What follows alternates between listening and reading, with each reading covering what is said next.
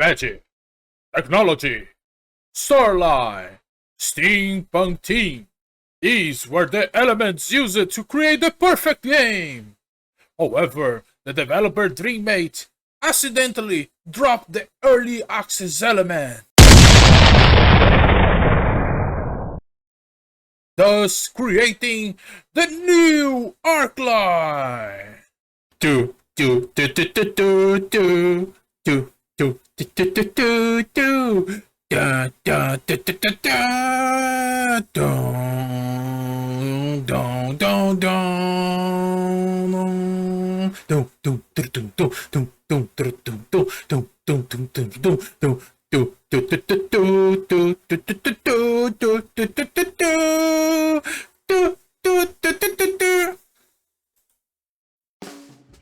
Welcome to the road of New Arcline, a place where magic and technology fight to determine who will be the dominant force. But it wasn't always like this. In the early days, magic was the only driving force in the world, and only a few controlled it. They were called sorcerers.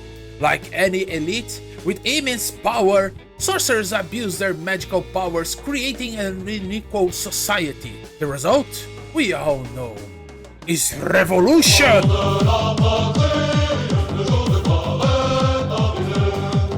All those who did not have the power to control magic revolted against their masters, and after a long period, they managed to dispose and exile the magicians from common society. Thanks to this, the world's technological development advanced at an impressive speed, but magic never ceased to exist, and the sorcerers, now reduced in numbers and ostracized, still fight a battle against the technologists. This is where your story begins. Alone, in a state of confusion, you will wake up amidst the breeze, and bodies scattered around you. Something has gone wrong, and all you have is a makeshift outfit. Everyone you meet is desperately calling for the end of the road. A dragon rolls the wreckage of a place you still don't know about it, until a building collapses in your direction. You then find yourself in the middle of what seems like a trial. A middle-aged man interrogates you and accuses you of causing all this chaos. You only remember that it always started with a desire to cure the Iron Blood plague, and that your destiny is the new one. From this moment on, all your actions will help shape the history of this road. We will be able to maintain the balance between magic and technology, or you will make one side gain supremacy. Your fate and that of everyone else now rest in your hands. This is the new Arcline, an open-world RPG and strategy game. The game is still in early access, so not all the content developers planned for it is available, but what is already there is solid enough to be considered a game. This is already more than Star Citizen has offered to its players for years.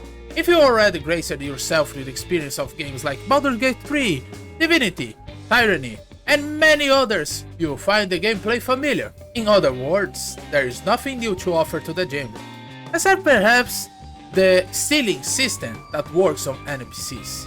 And of course, because it is a steampunk style game, which interests me in this game. Now, ladies and gentlemen, is this early access attempt of an open road RPG worth to pay with your wonderful and precious money?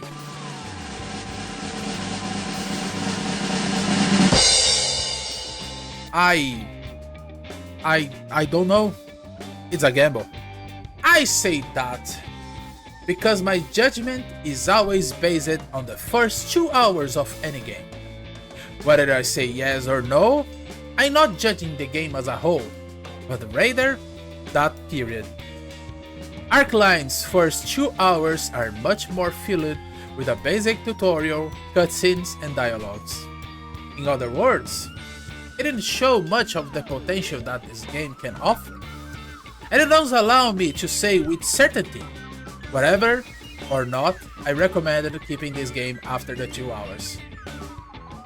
It wouldn't be fair to the developers and to you to make a final judgment. So for me, it's a gamble, but I can say that I decided to take it and keep playing. Why did I decide to do this? Well, the main reason is precisely because it's a steampunk game. There are so few games with this theme that when one comes along, I always try my best to like it and give it every chance possible. I love the game's introduction and the experience with the world building for complete immersion, but it frustrated me that in the 2 hours, it didn't get to see much of the game. It also fails to keep some elements that I consider to be time wasters, such as quests that make you walk all over the place just to talk to NPC X, Y, and Z. Unnecessary dialogues that don't help the immersion experience and end up just being distractions. Almost no action and a gigantic map with many places that offer nothing to the game. A rich environment is always welcome, but if it's not useful for the character or history, it could be something that the players can walk around and just observe. I know it may seem like I'm only focusing on the bad things, but here are the good things about this game. Good immersion and a story that's fascinating enough to make you curious about what's going to happen. Tidy stories that create a sense of humor and unpredictability that have a unique charm.